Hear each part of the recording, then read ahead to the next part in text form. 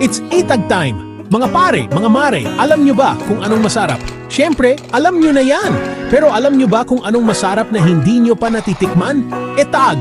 Yan ang pag-uusapan natin ngayon mga tol! Nakakagutom na ba? Teka lang, ikukwento ko muna sa inyo kung ano ba tong etag na to. Baka mamaya, akala nyo pangalan ng bagong superhero, dito tayo sa totoong bayanin ng mga Igorot. Ang etag ay isang tradisyonal na pagkain ng mga Igorot. Ito ay karne ng baboy na pinatuyo at pinausukan. Matagal na itong bahagi ng kanilang kultura at pamumuhay. Sa bawat kagat, mararamdaman mo ang pagmamahal at kasaysayan ng mga Igorot. Madalas itong makikita sa mga pamilihan sa Cordillera at isa itong paboritong ulam sa mga handaan. Ngayon, kahit sa mga modernong kusina, ginagamit na rin ang etag bilang espesyal na sangkap. Pwede itong gawing sahog sa iba't ibang putahe, mula sa simpleng sinigang hanggang sa mga gourmet dishes. Kaya naman, sa susunod na magpunta kayo sa Cordillera, huwag kalimutang tikman ang etag. Siguradong magugustuhan nyo ito at baka hanap-hanapin nyo pa. Kaya mga tol, tara na at tikman ang tunay na lasa ng Igorot. Kain na! Ang etag ay cured meat. Pero hindi lang basta cured meat, ito ay isang tradisyonal na pagkain na may malalim na kasaysayan.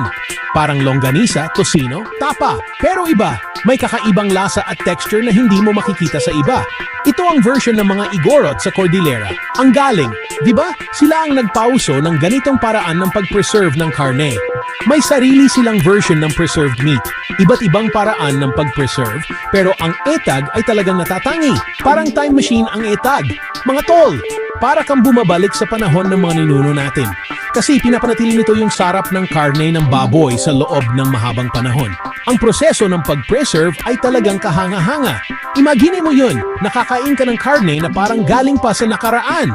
Ang bawat kagat ay puno ng kasaysayan at kultura.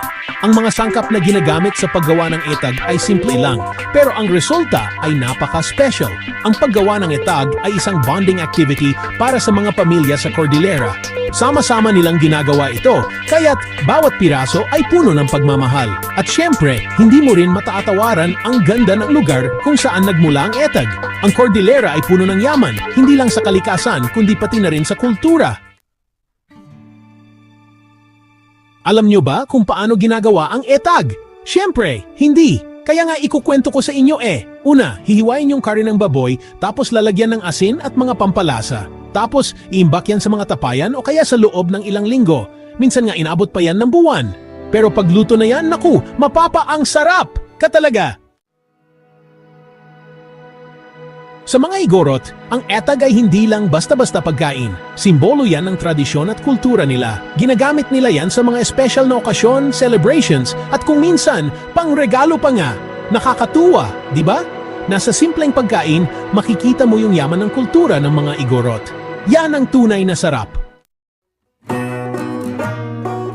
So, ano na? Ready na ba kayo para sa isang masarap na kwentuhan? Nasubukan nyo na ba ang etag? Kung hindi pa, abay dapat nyo nang tikman yan. Ang etag ay isang tradisyonal na pagkain mula sa Cordillera. Ito ay karne ng baboy na pinatuyo at pinausukan, kaya't may kakaibang lasa at aroma, maalat, maanghang at sobrang sarap. Ang bawat kagat ay puno ng lasa na siguradong magpapasaya sa inyong mga panlasa. Perfect sa kanin, sa noodles, o kahit sa tinapay pa.